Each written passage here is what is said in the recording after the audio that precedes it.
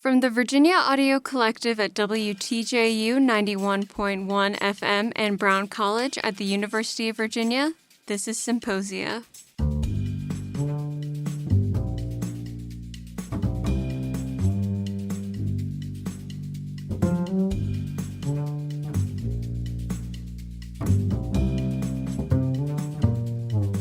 Welcome to Symposia. I'm Sage Tangway. This episode features the question and answer session after Emily Rutherford's lecture entitled Historians Will Say They're Just Good Friends, University Histories, Queer Histories. If you haven't already listened to the full lecture, go and do so right now. Without further ado, here we go. Yeah, we have time for questions. I'm just going to try to get the microphone. Well, maybe you can sort of shout. We can. Yeah. It might be better actually if folks in the audience are able to project, and then I'll talk into the microphone, and then that will pick up the. Yeah. Great. Thank you so much.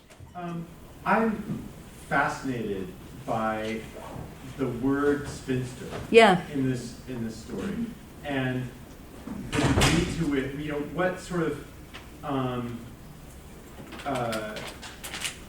value it holds in terms of, is it a good thing, a bad thing? Mm-hmm. What kind of thing is it? What kind of things can be placed in it, especially in the context of sort of a queer history approach? Because I loved your characterization of sort of allowing space for, what is this? But we have these little words. I was also reminded of Ursula Le Guin insisting that the term crone is an honorific, right? This is something, and that places kind of the idea of spinster in a different socioeconomic space, maybe. Yeah. Too. So I'm wondering if you could just comment on the role that word plays, and those kinds of terms play in this dynamic. Yeah, I think one really important, just to pick up on your last point about class and socioeconomics, right, is one really important part of this story is these are all very affluent women. And they, to some extent, they are the ones who are making the free choice to kind of, they have a choice, right?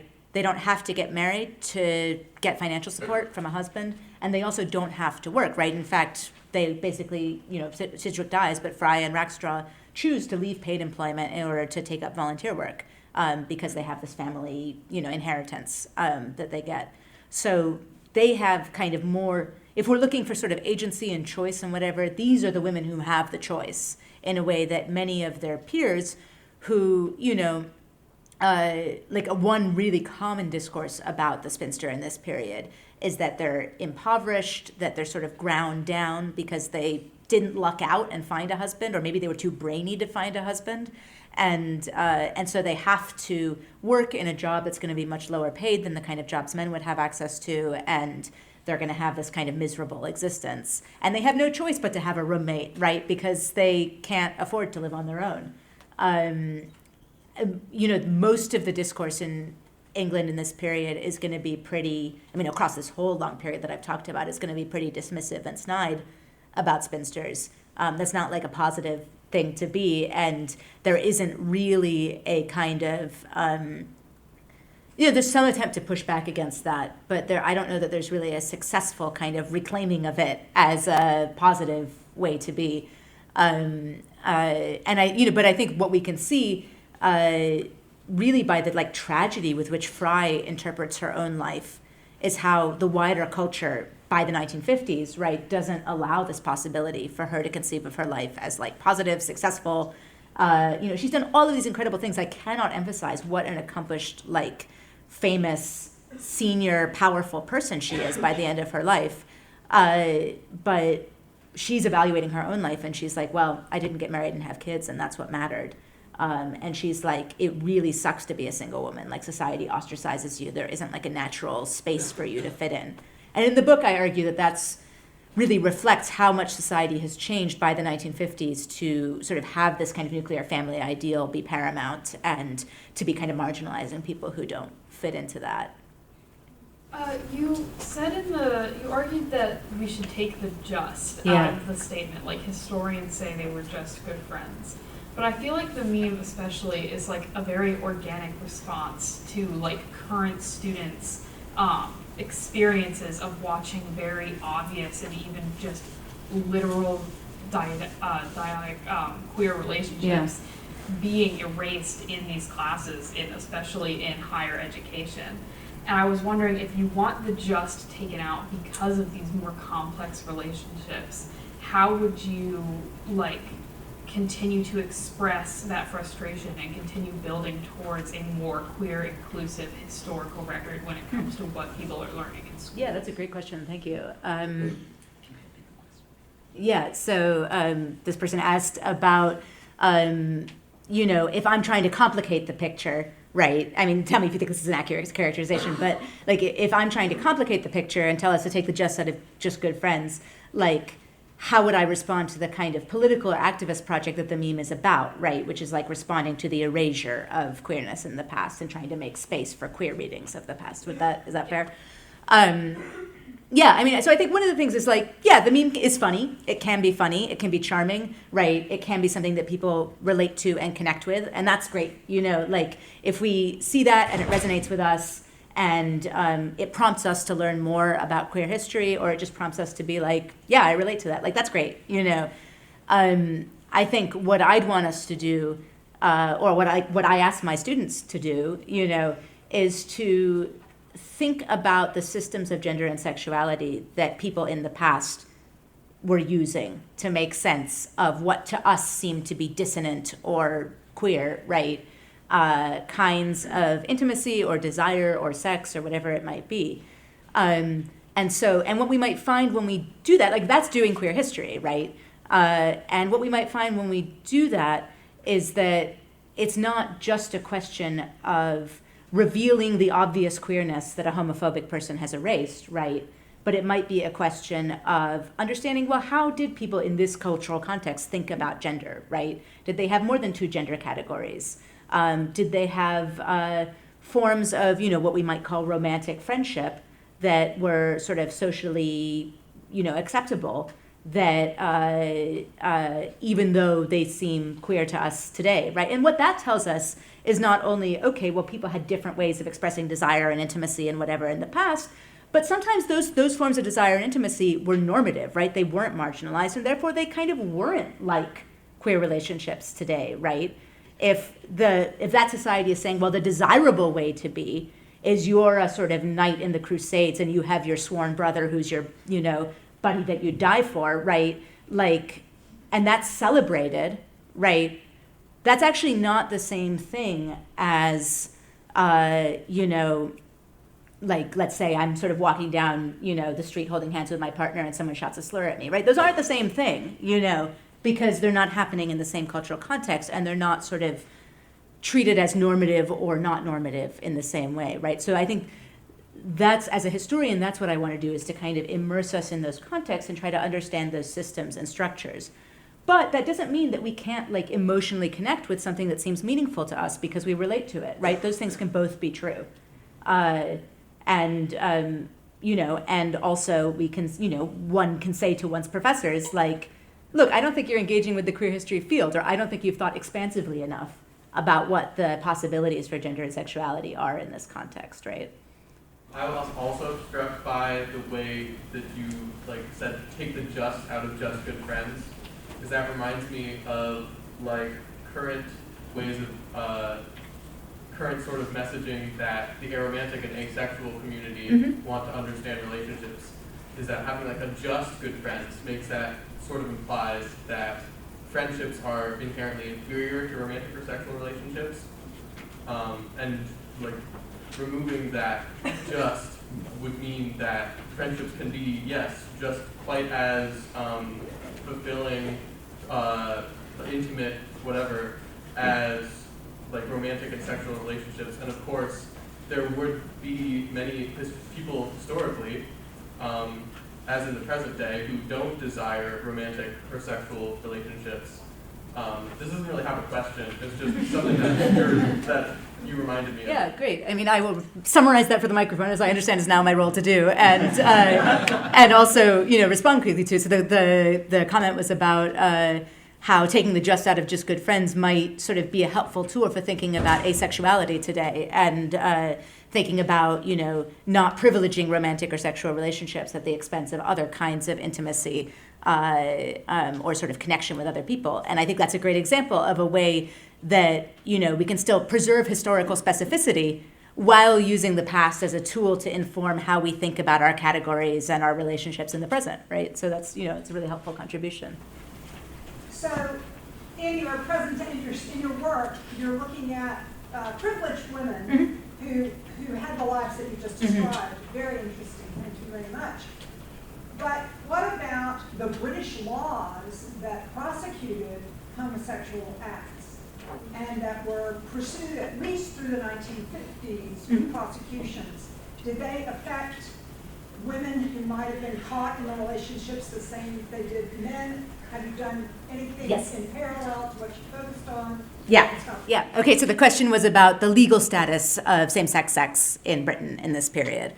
Favorite topic of mine. So sex between women is never criminalized in Britain.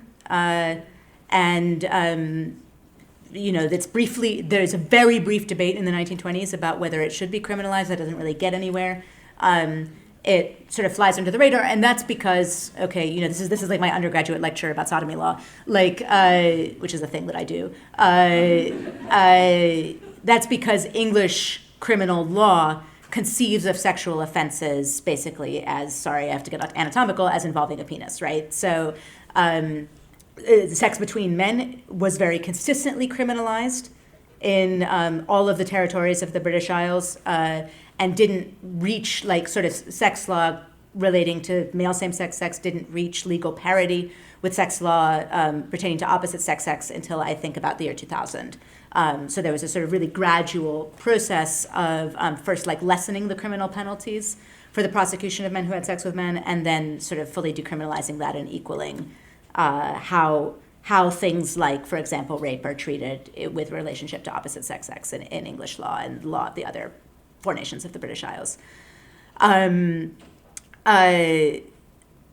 That it also is a story that is very classed, right? That is structured by people's ability to insulate themselves from persecution, either because, ways that you can sort of protect yourself from the law, right, is if you have lots of privacy, right? If you have a private home in which you can have sex and no one's going to catch you, right? As opposed to if you're having sex in a park or something like that, right? Another way is if you can pay off blackmailers, right? That's a really big story in the sort of criminalization of sex between men in England. And so it's a very kind of unevenly prosecuted crime, and a lot of sort of elite, powerful men have a lot of impunity to, kind of lead their lives, and a lot of working class men, and also, so people who might be visibly gender nonconforming, right? People who look suspicious in the eyes of the law are going to come under that sort of eye of suspicion, but then may also actually be leveraging those structures to benefit themselves, for example, by blackmailing a wealthier man. There's a story about how sex between women, and also actually more importantly, kind of visible gender nonconformity among women, among sort of people who are assigned female at birth, who are non-binary or transmasculine, we might now say today, right, who are sort of visibly suspicious, right? There's ways that they can be ostracized socially, ways that they can sort of be targeted other ways, like through obscenity law instead of through sex law. But it's important that there's this distinction between sex between men and sex between women, and whether it's sort of, strictly speaking, criminalized. I think one thing we might want to take away from the Fry, Sidgwick, Rackstraw story is that these are relatively gender-conforming women. If I go back to the pictures of the 3 of them, they're not going for high femme here, right? But they're not going to read in the context of their own time as crossing over into another gender category.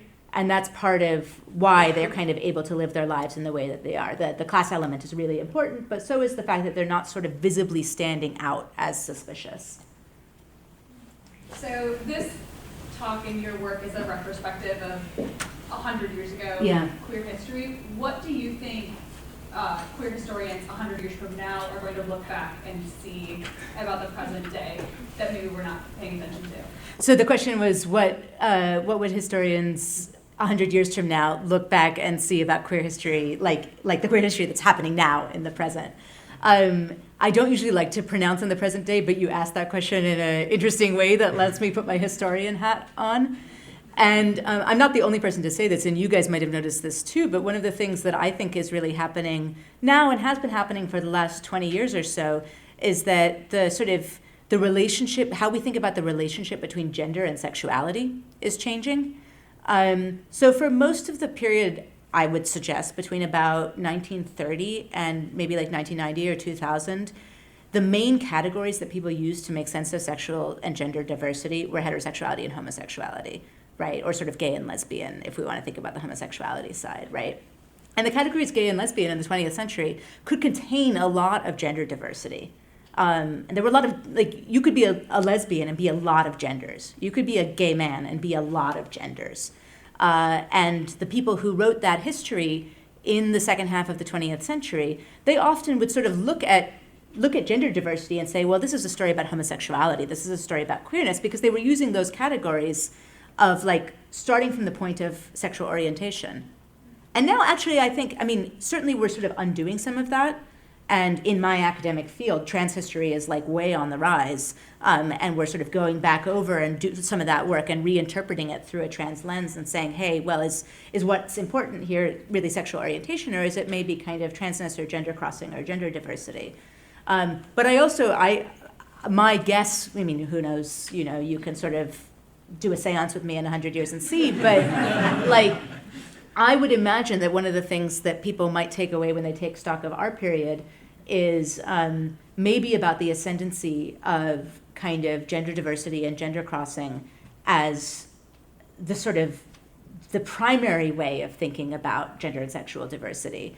And certainly about the undoing of that kind of hegemony of homosexuality and sexual orientation, but also maybe kind of going to the other side, right? And sort of starting from a point of thinking about gender and then thinking, well, gender can kind of include a lot of sexualities within it. But, I could be wrong. We'll have to see. Ben has a question. I do have a question. First of all, thank you for this wonderful talk. I learned so much. I want to ask you about the role of universities in society. So you quoted Eve Kosofsky's Sedgwick towards the end of your talk, who I know. I told you I told you that Sedgwick wasn't in the talk, and exactly. I was wrong and you forgot. told me yesterday that there was no Eve Sedgwick, but there is. It's okay. I forgive you. So one of the concepts that Eve Sedgwick is really known for in the 80s and 90s in queer theory is categorizing ideas of gender and sexual difference as either minoritizing or universalizing. So minoritizing might be saying like you're just born gay or straight. Yeah. Universalizing might be like sodomy is a sin that anyone might be tempted into.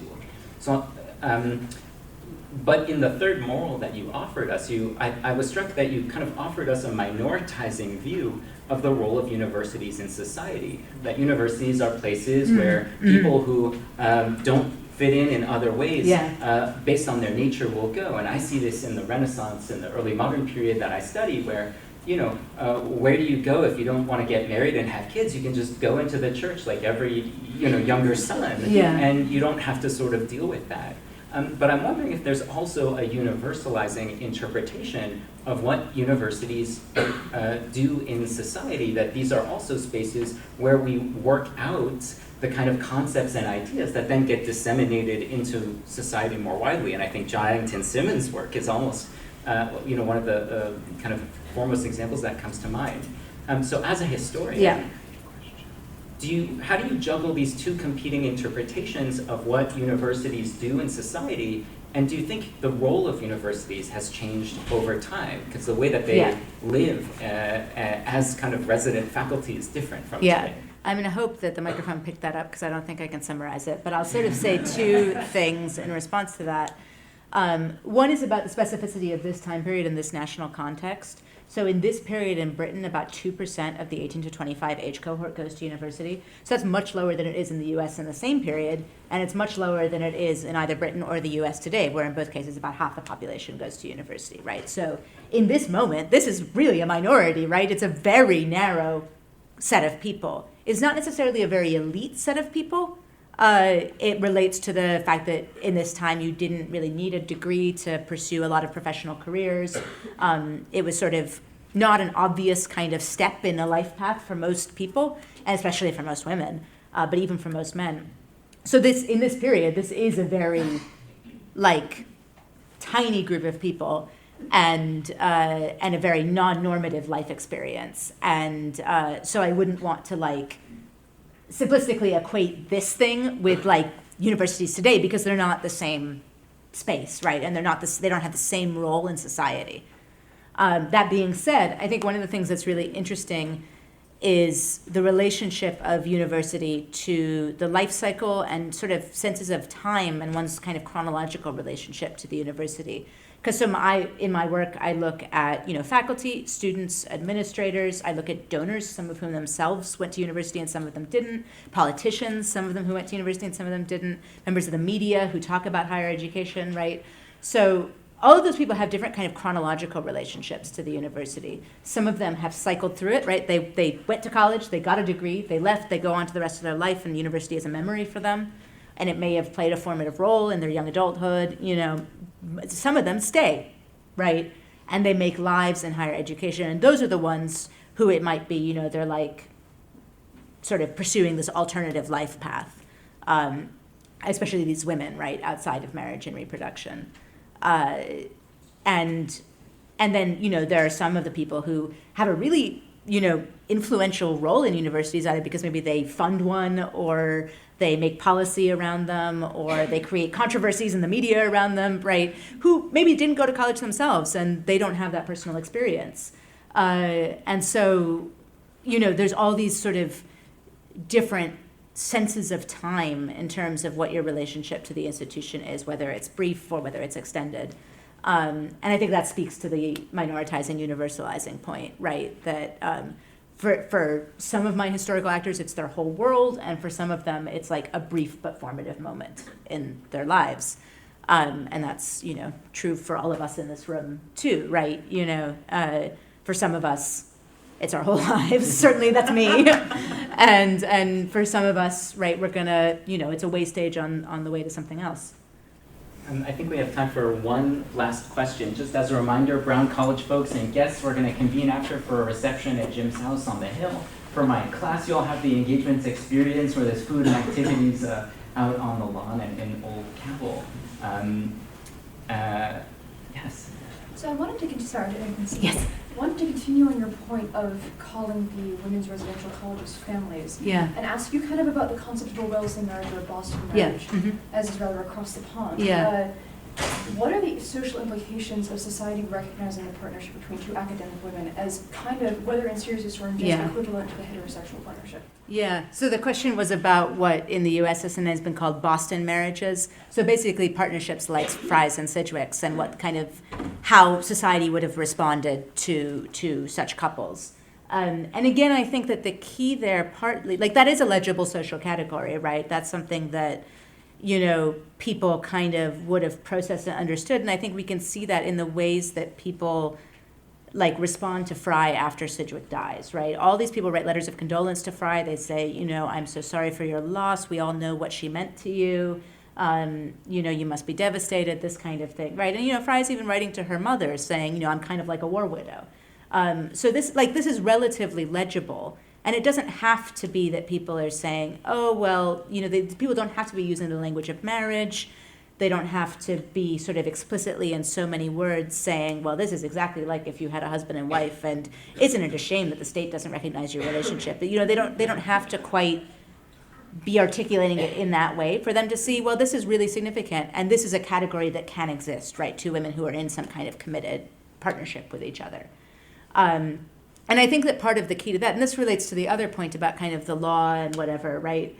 Again, I think the key to that partly is their gender conformity, right? They don't stand out as socially dissonant and they're able to fit into this category that exists, right, of kind of a domestic partnership, because they're not challenging the gender order in sort of more fundamental and troubling ways.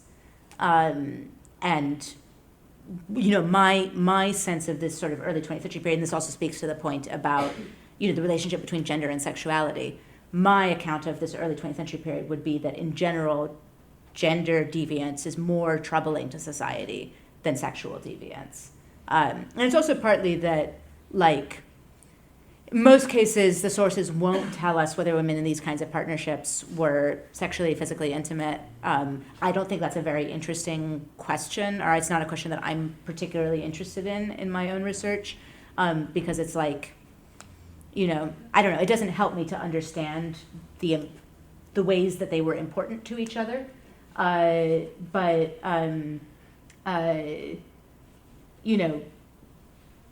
So it's hard to say whether, if we knew one way or another whether they were sexually intimate, whether that would like change people's opinion of them at the time, right?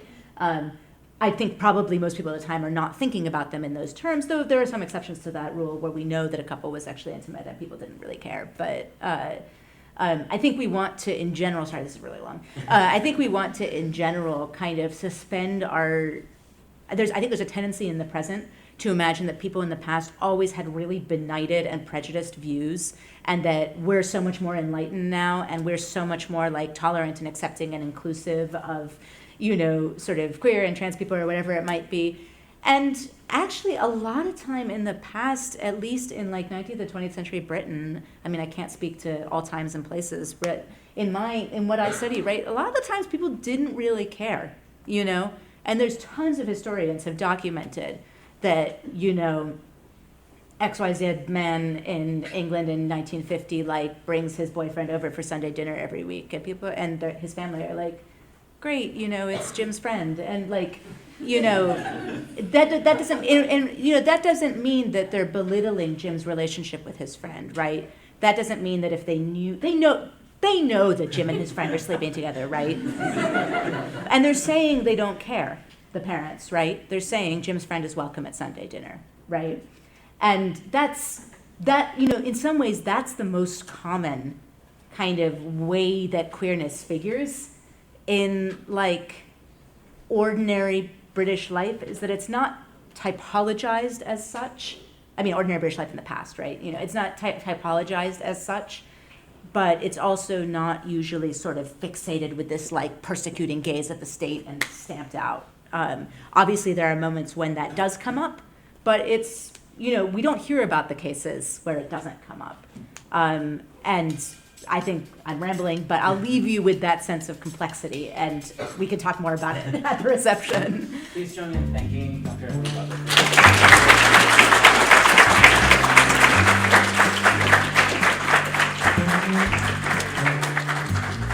Thank you all so much for coming.